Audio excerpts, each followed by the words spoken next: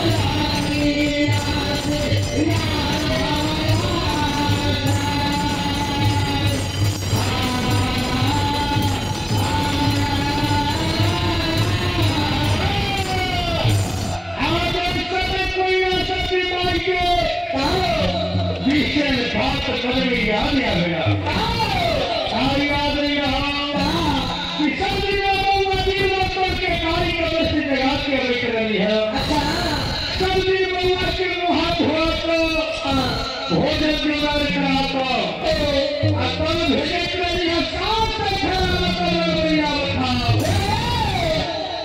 लेकिन ना जाने आज कौन असुर भागेलो विवाह के सूत्र छोड़